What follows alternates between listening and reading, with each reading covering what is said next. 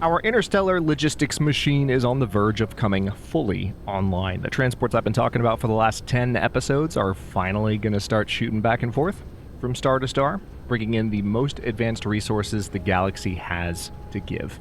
Hello Legion, this is Hadrian. Thank you for being here. Let's play some more Dyson Sphere Program in our Alpha Andromedae series.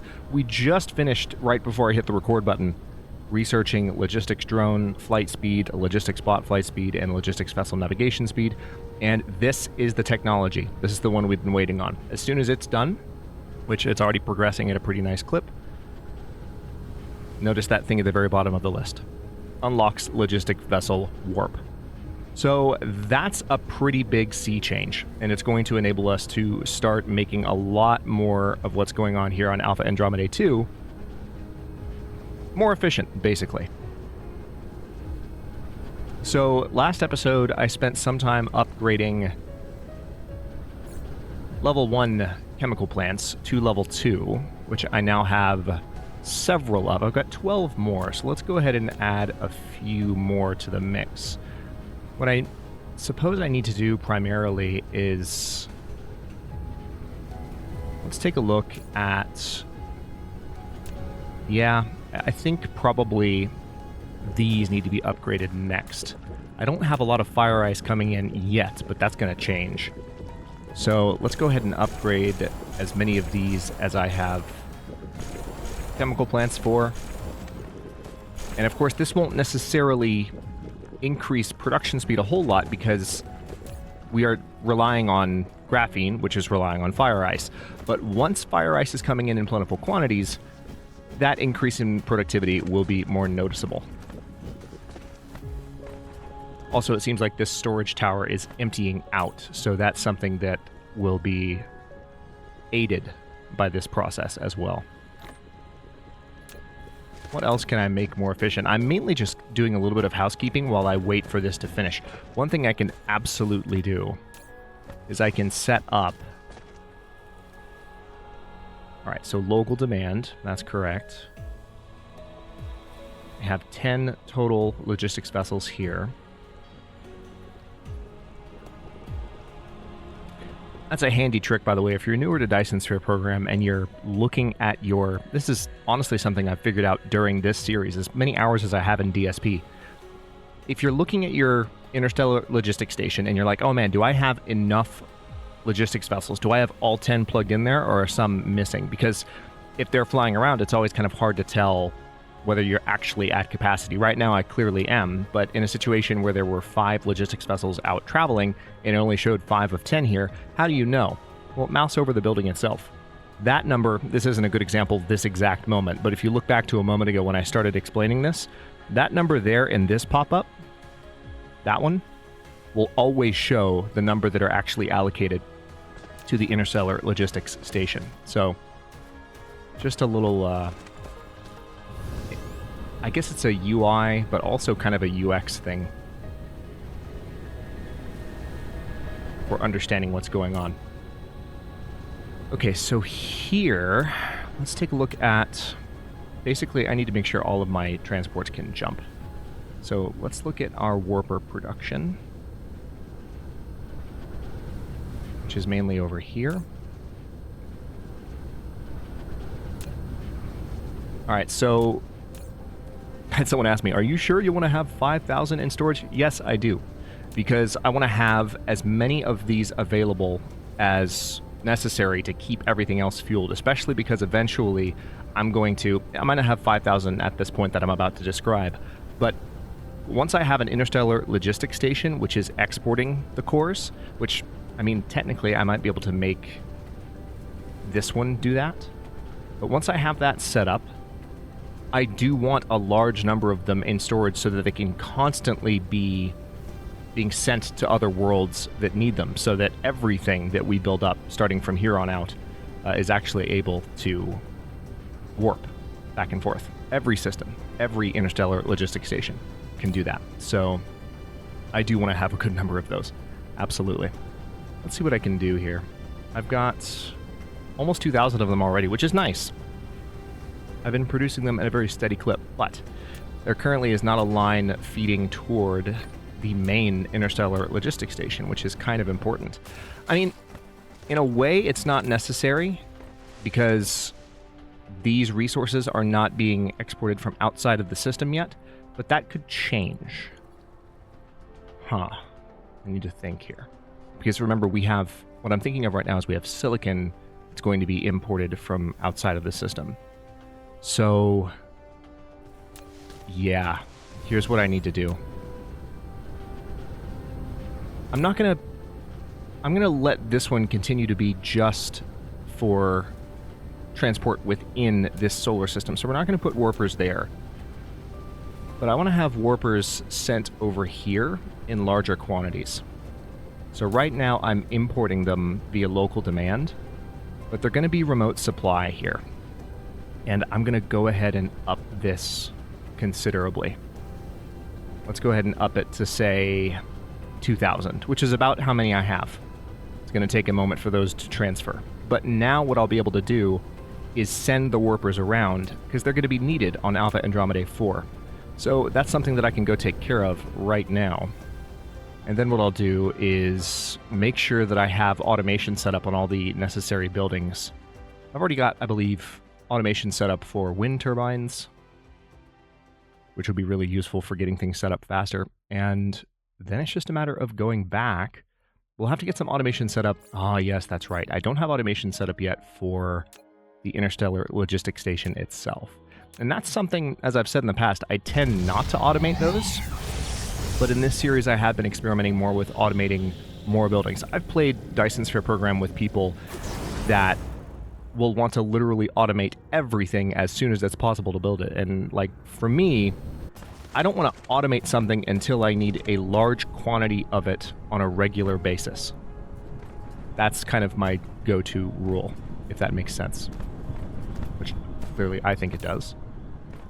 Okay, this is interesting. I think I remember talking about this. I'm going to need to have a second station here because all of these imports are really important. Oh, I forgot about that. So, we need titanium to build the first one. Yeah. I think I might actually have what I need for this already. Which, if so, that's phenomenal. Let's grab some titanium out of storage here. Perfect. Yes, I do have what I need. Oh, that's fantastic. All right, so let's just build one. And then do I have what I need for... I think I do. Because I've got so much... I love this logistics system. Holy crap. Because normally, you really have to keep your inventory space open, you know, or you have to keep it free of clutter because you only have this space to store things. And so picking up different stacks of various mats in order to be able to build things on the fly like I'm doing now has been hard in the past. But now I have these kind of storage stacks just ready to go at all times, which is just fantastic. I can't get over how handy it is. Let's go ahead and get the second interstellar logistics station built, and I'm going to build it nice and close. There's no reason for it to be too far away. Now, of course, this is going to be a power draw at first.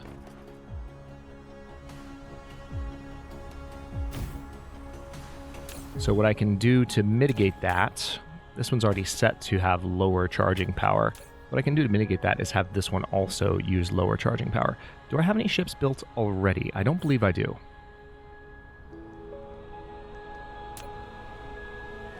Yeah. See, all I need are some electromagnetic turbines, which thankfully I have in large quantities right here. Also, never mind. Hang on. No, cancel. Don't care. I have them here. Glorious. Oh, and now I need processors. Huh. If only I had these in large quantities somewhere. Oh, wait. Oh, see, I don't have to do that here either. Holy crap. Let's put those back. That's just so handy. All right, so we're producing 8 there. Let's go ahead and produce just 2 more, because all I need are the 10. Now here, what we will do is set up... I'll put it on the bottom slot just for... I don't know, aesthetics. Space Warper. Now, this, I want you to be in remote demand. And we'll say, I don't need you to bring that many. They're already bringing a ton, unfortunately. So there's going to be a little bit of overstock here, but that's okay. So let's just keep, like, 100 stored here. Or let's say 200. How about that? And then those will arrive. And then what I can do is just send them straight over this way. And there we go. Logistics vessels can now warp. That's a big freaking deal. All right, so what's going to happen now is some transports will arrive carrying these warpers. And notice that I've fed some warpers over here. And you might think, Hadrian, you don't have warpers set up in a slot here. How are they going to be stored in the Interstellar Logistics Station? Well, it turns out since all of these stations have a certain amount of storage space, I think it's 50, maybe less, for space warpers, or maybe more. When you connect a line directly this way, if we wait just a moment, we'll see this happen immediately. All right, so it looks like the logistics vessels are nearly done. All right, now we're building the last two, and then I'll plug them in. How are we doing on power? Okay, power is a little dicey. All right, so as soon as they arrive here, which, again, there's already some on their way, so it should be any moment now. It doesn't take too long for those to travel in between planets. Where are those? There they are. All right. So we've plugged in 10 ships there. This is worth it for the demonstration. Also, another thing that I could do is I could literally zoom out and see how close they are. I wish it were possible to actually see the resource type that's being transported. Because you can't. You can only see that the ships are moving. But I think those are going to be the warpers. That would be my hunch. Because that was a large group that left at once, kind of clustered together, which is kind of what happened when I demanded the warpers in higher quantities before I reduced the maximum. So let's see. Yep. Watch.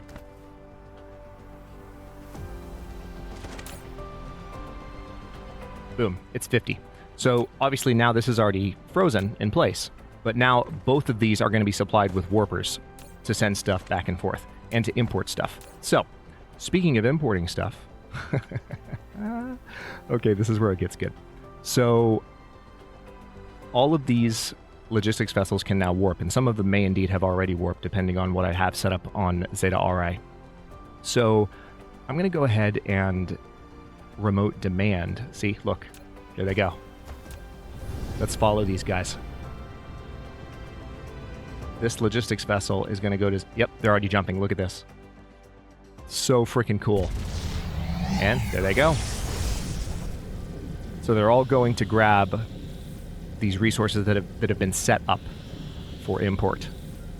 So thankfully what I've done on Zeta RA already has helped the system kind of link in automatically. And we'll go take a look there again so that you can have a little bit of a refresher. And so that I can have a bit of a refresher on what's functioning here already. All right, so it looks like they're mainly traveling to 3. Yep.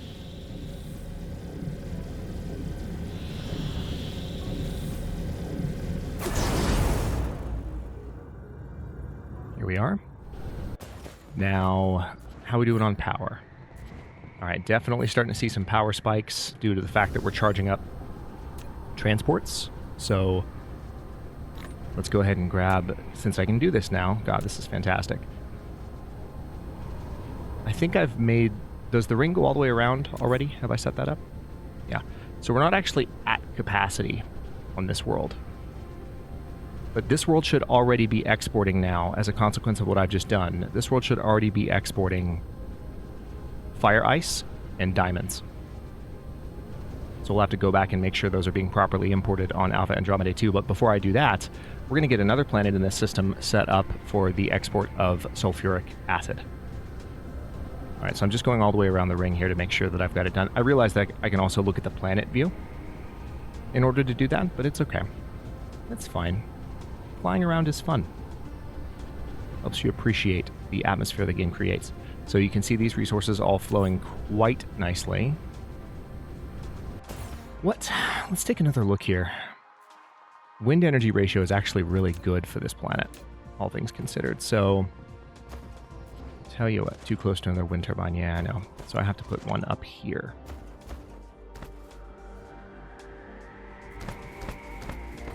I can probably make a quick blueprint that would make this a little bit faster. So, tell you what, let's try something here. 1, 2... Oh wait, no, I don't want to move.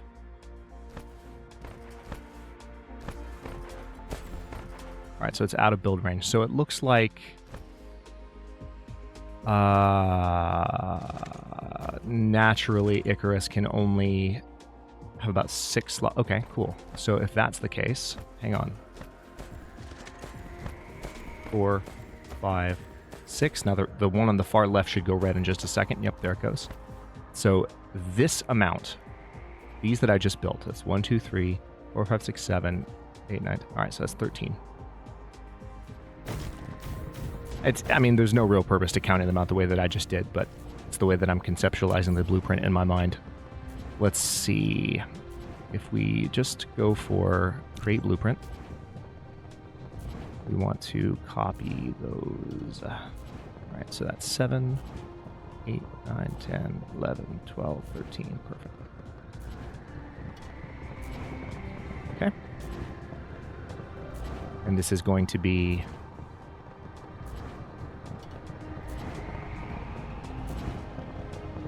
equatorial turbine row.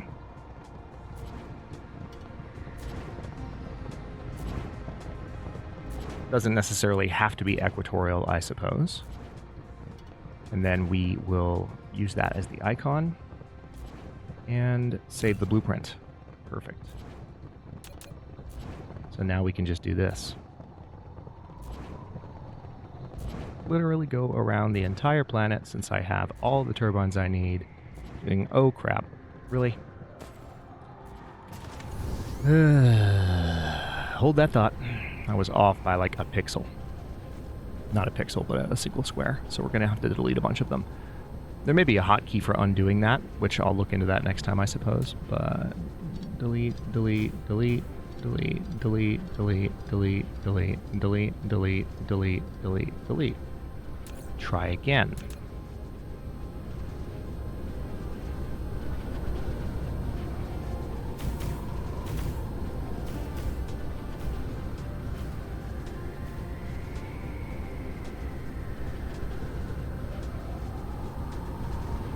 Oh, phenomenal. That actually went all the way around. So now I just basically need to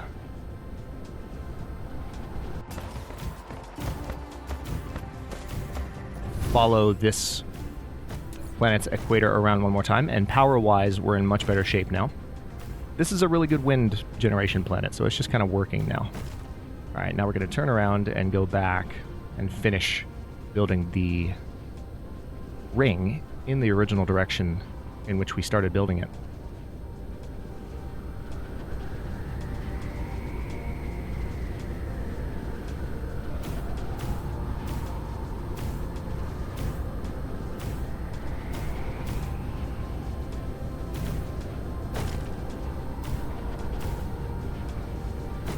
Another fire ice vein right there.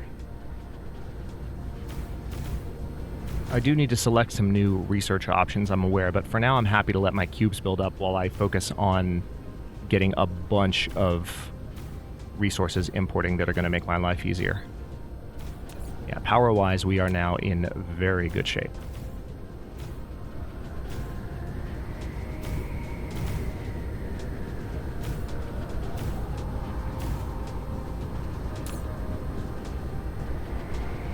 All right, so we are demanding energetic graphite, and that is actually now being stored. So that's another thing I can do for power on this planet, but I also am happy that this is just kind of... We have 10,000 energetic graphite just kind of stored here, happily. And we're still producing lots of fire ice, although that is being transported off-world very rapidly.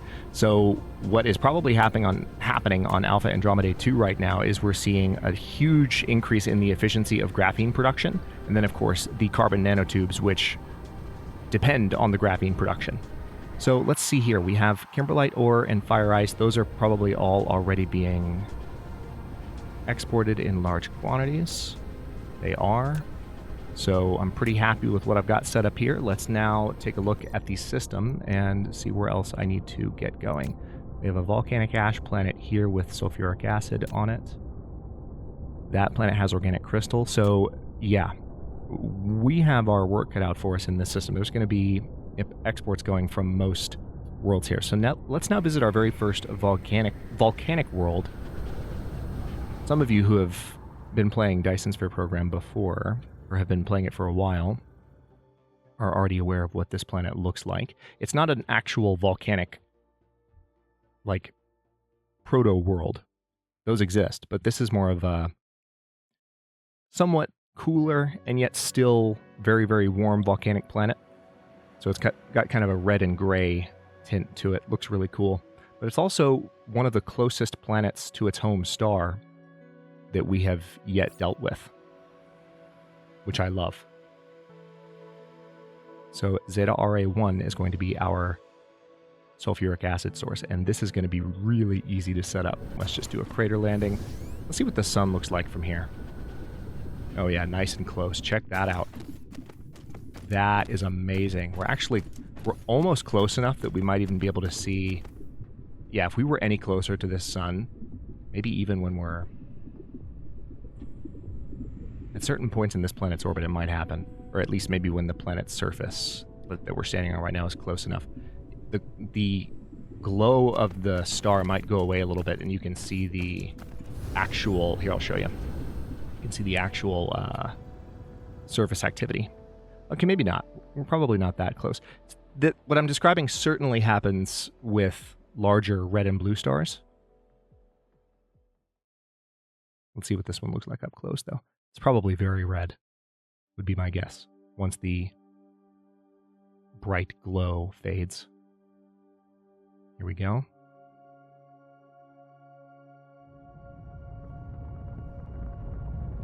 Yes, very red. Okay, I digress. Let's head back to Zeta RA 1. See, it's funny, it looks like logistics vessels are arriving on 1, but that's just because 4 is back there. Or 3, rather. Zeta RA 3. This is a great system to kind of start with. Alright, let's find a sulfuric acid. There's one right there. That was quick. But first, we need to set up equatorial power. So let's go back to blueprints. I have plenty of these. Do I have them already in my inventory or no? I do. So let's go ahead and knock this out. First of all, I need to get down to the equator. Perfect. Nope. Blueprints.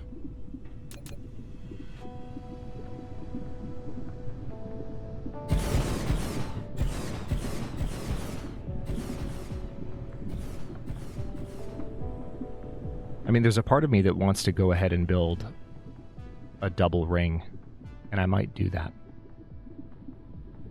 I don't think I have a blueprint for that, but I can just quickly go around the planet.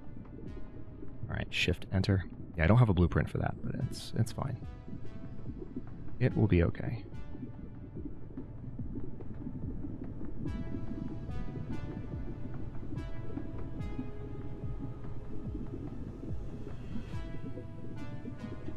So, of course, when doing this, we're not actually building them yet. Yeah, let's go ahead and do that. Except the ones that are within range of Icarus. Or in this case, we're calling him Invictus, if you didn't notice that. I custom saved Icarus's name for this particular design as Invictus instead, so slight difference in name. I don't know that I've even mentioned that so far in this series, but... No, I did it again! Damn it. 1 pixel off.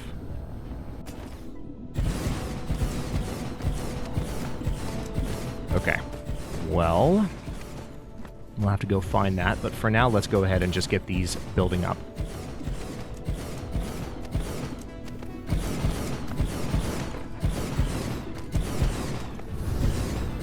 Flight is probably a bit of a faster way to get these built. Yes, it is. So there's another sulfuric acid. It's more of a pond than an ocean, isn't it? Or a lake. Okay.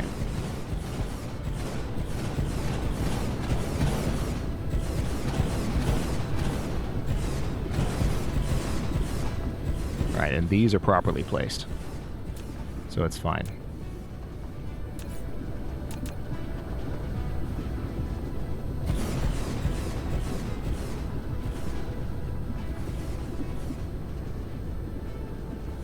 Solar power is not going to be a problem on this planet. Let the record state. Everything solar power-wise on this planet is going to be just fine. A little bit of a gap when when they attempt to transmit power here, but I can actually fix that quite rapidly. I don't have a ton of the solar panels left, though, so I can only do so many. Let's see. 1, 2, 3, 4... Oh wait, do I have the exact amount that I need to fill that in? Oh my god, I do. I have the exact amount. I have 16, and I need 8 on either side in order to fill in the gap. That is hilarious. What a stroke of luck. And then, of course, I'll need to connect them. Not a problem.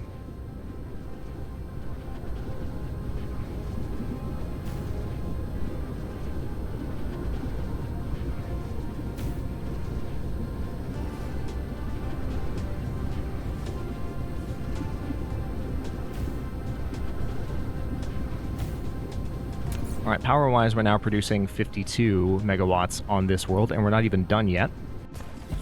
So let's get these built.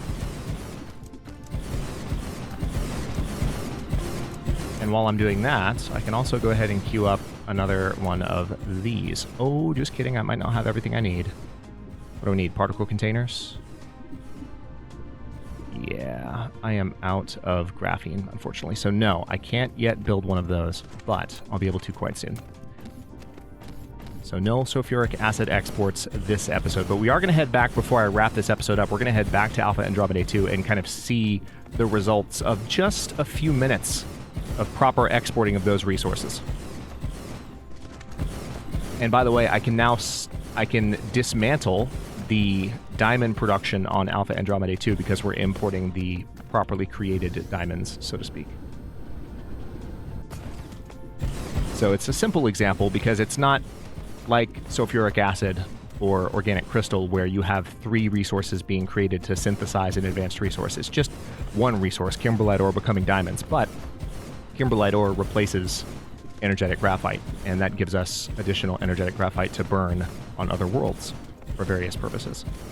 All right, power-wise, we're closing in on 100 megawatts, so we're going to be absolutely fine given that this world is just going to be... Am I short on... Okay, no, I'm fine. My battery's actually quite low because of the sheer amount of construction the bots are doing. But we're almost done. I'm closing up the ring right now. Perfect. So,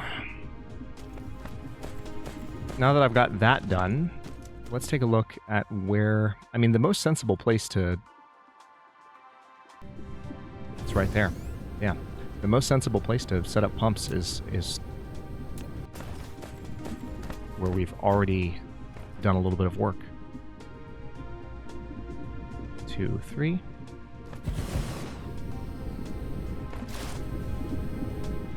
Can I potentially do another 3 there? Yes, I can. Glorious.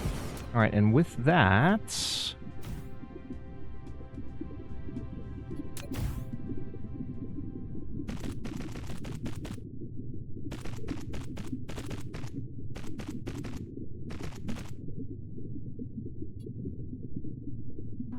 Alright, so I just need to have some liquid storage set up here so these can function. Not a problem. Probably... Yeah, this will work. Build it up to maximum height and let these work while I am away. We're going to plug you in there. We're going to plug you in here. And now for the moment of truth.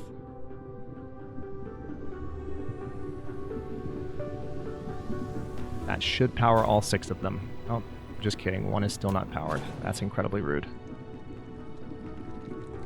There we go. That's all 6.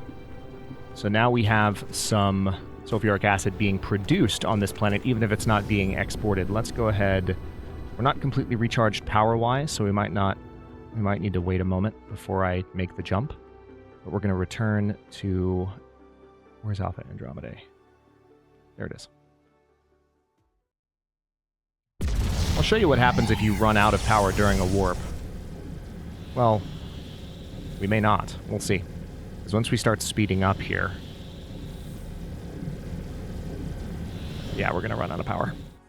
Absolutely. So, this can be fun. I've got all the fuel that I need. I wonder... It's so interesting that my recharge speed seems a little bit slower.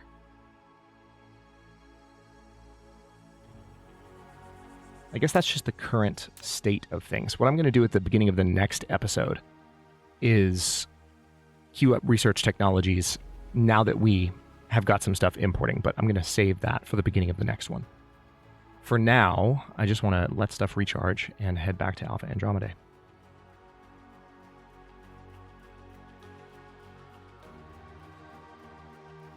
I'm going to speed up a little bit. Just to kind of give you a sense of scale. I haven't done this yet in the series. Just so you can see how long it takes to travel, and we can absolutely find out a little bit more information here. Yeah. At our current speed, we're going to arrive at Alpha Andromedae in 1 hour and 34 minutes. I could shorten that by speeding up, so it would cut it down to a 45-minute travel time if I were to try to make this at sublight. I'm not going to try to make it at sublight, but that's the real travel time right now. 1 hour, 34 minutes, 13, 12, 11, 10 seconds to get back to the home world. It does seem like, I guess I should have set up some charger stations or something. I think just doing that large amount of construction with the bots flying everywhere was a little bit much for the battery. And I don't yet have battery research, and I don't yet have fuel types that recharge Icarus a little bit faster. Icarus/Invictus. Okay. We should have enough for a basic jump. This will get us within range. See, now look how fast we're closing the distance. It's hilarious. All right, so we're within 1 light year now, and yeah. I'm going to drop out of warp again, but now this... Let's look at the ETA now. Give you a sense of how far we just traveled. Now it's 15 minutes away at our current sail speed of 953 meters per second. So a lot more manageable travel speed, and especially if I go to sublight, or if I go to maximum sublight speed, which is 2,000 meters per second. I would cut that down to about 7.5 minutes, of course. So we're still going to try and warp, but I need to wait to let it charge up. Worth it, though.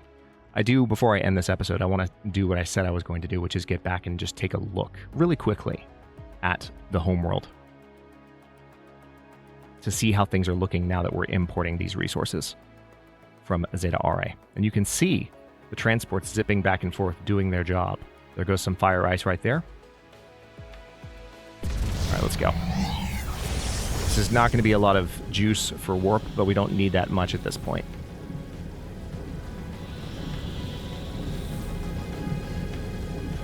There we go. All right, so now we're within normal traveling distance, and I can also disable that.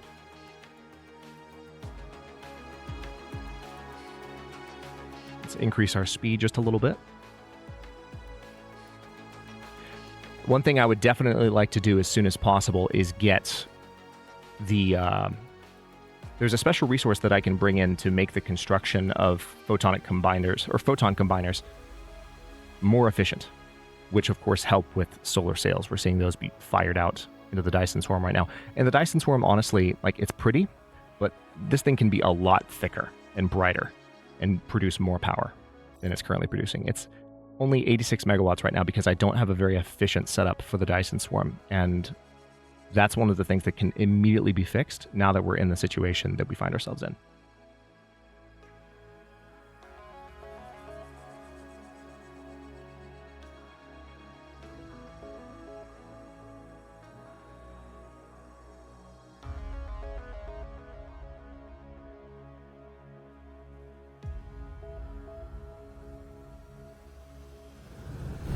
Okay, so now that we've returned, notice we're completely good on strange matter. Like, this line is full, which I love to see. Just goes to show that we're producing... Well, there's actually not a lot of diamond coming in. That's fascinating. Despite the fact that... Oh, you know what? I might not have set it to import yet. I don't think I set it to import yet, so we can change that right now. But this is what's going to look interesting. Or maybe I set it to import over here and I haven't transported it yet. Yeah, look at this. Look at all that fire ice. Look at how full this is already. This was emptying out the last time we looked at it. Now I've got more graphene than I know what to do with. Let's take a look at the power situation. Yeah, power-wise we're fine, but there are still some chemical plants that I need to upgrade. Let's go ahead and... Hang on. Don't I have diamonds set? Okay, yeah. This can be... I don't have diamonds set up here.